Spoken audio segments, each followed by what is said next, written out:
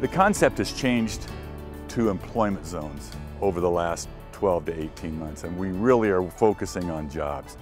There was originally some design work with a lot of housing and a town center, and while those things haven't gone away, they're not on the forefront at this point in time. All of the work that we've accomplished for the employment subdistrict is very, very consistent with the intent of the original plan.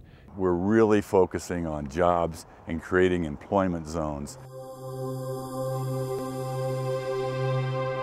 The city chose a larger urban growth boundary expansion over a smaller one because it had been over 28 years since we last grew our city limits, and we were bringing in both residential lands and economic lands for future businesses. Well, the council had directed us to look at erring on the high side when looking at our UGB expansion, in particular with our land need estimates. We'd gone through a pretty rapid period of growth. They were concerned that we not underestimate or shortchange ourselves so that we have 20-year supplies of land for both housing and employment.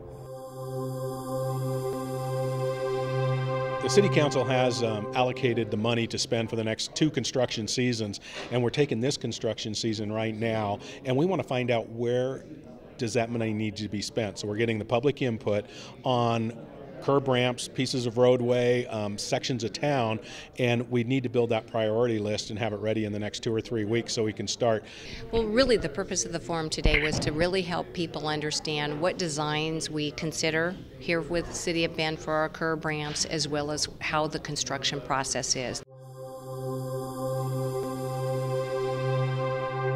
Neighborhood Stabilization Program is a federal program coming out of the stimulus packages that were put forth to have communities reestablish deserted homes and deserted neighborhoods due to the downturn in the economy. The City of Bend is representing Central Oregon in consortium with the State of Oregon to get funding through the Neighborhood Stabilization Program. And as such, we have Crook, Deschutes, and Jefferson County represented. The City of Bend has developed a utility assistance program that's available to help customers with their water bills. Currently there isn't a program. This program is designed for assistance from a community development block grant, and we will couple that with donations from customers to help to fund this. This program was presented to the City Council by the city staff members that thought that we had a very large population here in Bend that is unemployed, they're on dire times right now, and that they need some assistance with their water bills.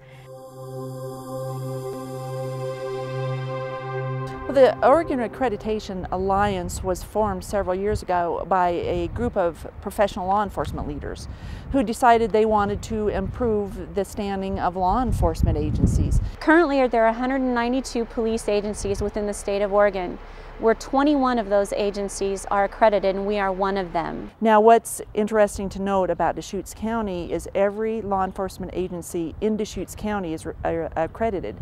Redmond, Bend, the Sheriff's Office, and Sun River are all accredited agencies. We have a very serious weed problem. We've had basically start out with a pilot bringing it to my attention that we had a noxious weed around the fuel island. It ends up being a breeding ground for weeds for all the surrounding areas, and so we'd like to control that. We have 400 acres out here that's pretty hard to keep on top of. But one of the issues we run into is the proximity of the aircraft. There's a lot of people out here. We're a little bit nervous about using herbicides.